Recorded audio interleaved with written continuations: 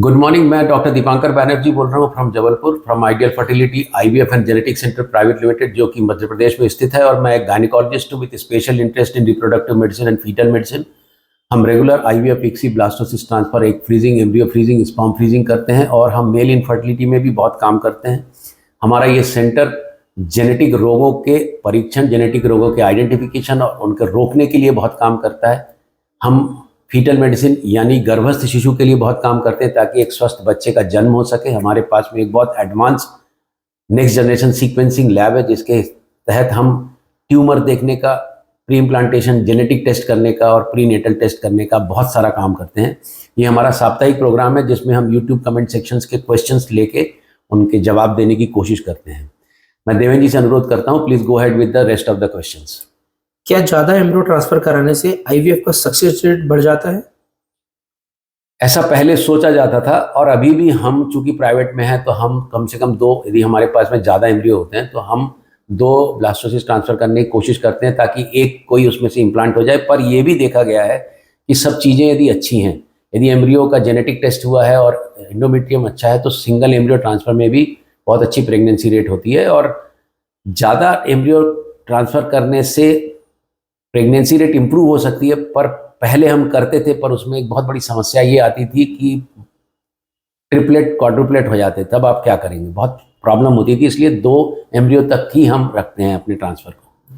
Heart beat आकर चली जाती है जबकि हस्बैंड वाइफ की नेचुरल रिपोर्ट्स नॉर्मल हैं।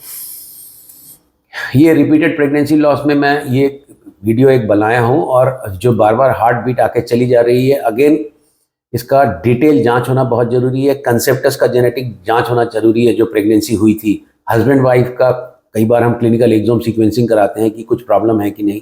तो ये एक विशेष तरीका है इन्वेस्टिगेशन करने का।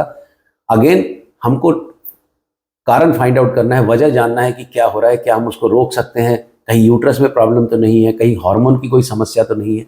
ये चीज़ें जाँच करके बताई जा सकती है। कैसे डिसाइड होता है कि एम्ब्रियो ट्रांसफर फ्रेश करना है या फ्रोजन? अधिकतर, बहुत अच्छा क्वेश्चन है, अधिकतर फ्रेश ट्रांसफ़र तब किए जाते हैं जब हम ये देखते हैं कि इसमें ओवेरियन हाइपर स्टिमुलेशन सिंड्रोम होने का खतरा तो नहीं है। नंबर 1, फ्रेश ट्रांसफ़र तब अवॉइड किया जाता है जब OHSS का खतरा हो, या फिर एंडोमेट्रियम ठीक न लगे, या फिर पेशेंट हमको ये प्रेफरेंस दे कि हम एम्ब्रियो ट्रांसफ़र फ्रोज़न करेंगे। और बहुत इंपॉर्टेंट है कि अब हम NIPGT, PGT, चूँकि हमारे पास में सीक्वेंसिंग लैब है और हम बहुत अच्छा काम उसमें करने लगे हैं, तो हम यदि एम्ब्रियो सिलेक्शन की बात करें कि जो जेनेटिकली अच्छा हो, तो उनको करने के लिए ब्लास्टोसिस्ट बायोप्सी या NIPGT करके हम यदि एम्ब्रियो का सिलेक्शन करें तो अब हमको एम्ब्रियो ट्रांसफ़र फ्रोज़न ही करना पड़ेगा। वेट कैसे कम करें? मेरा फ्रोजन एम्ब्रियो ट्रांसफर होना है लेकिन अभी तक हो नहीं पा रहा। वेट कैसे कम करें, ये बहुत इम्पॉर्टेंट और बहुत कठिन प्रश्न है और इसका जवाब भी बहुत कठिन है। कैसे कम करें, आपको बहुत कमिटेड होना पड़ेगा। वेट कम करना आसान नहीं है। आप किसी अच्छे क्वालिफाइड डाइटिशियन से डाइट और एक्सरसाइज बहुत स्ट्रिक्टली फॉलो करें।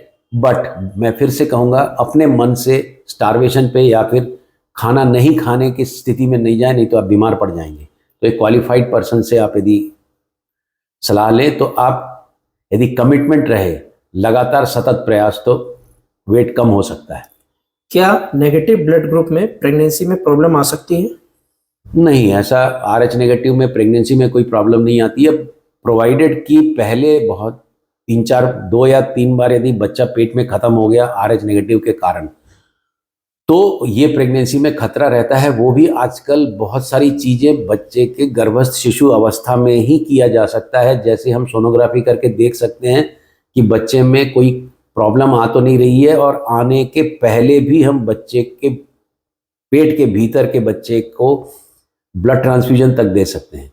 तो बहुत सारे उन्नतियां हो गई हैं गर्भस्थ शिशु विज्ञान में। तो यदि आप प्रेग्नेंट होना चाहते हैं तो किसी भी क्वालिफाइड गायनिकोलॉजिस्ट से, अच्छे गायनिक से अपनी बात करिए, और आपका RH का एंटीबॉडी का स्टेटस क्या है, कि आप इम्यूनाइज्ड हैं कि नॉन इम्यूनाइज्ड हैं, ये बातें जब आप आते हैं तब बात करके बताया जा सकता है।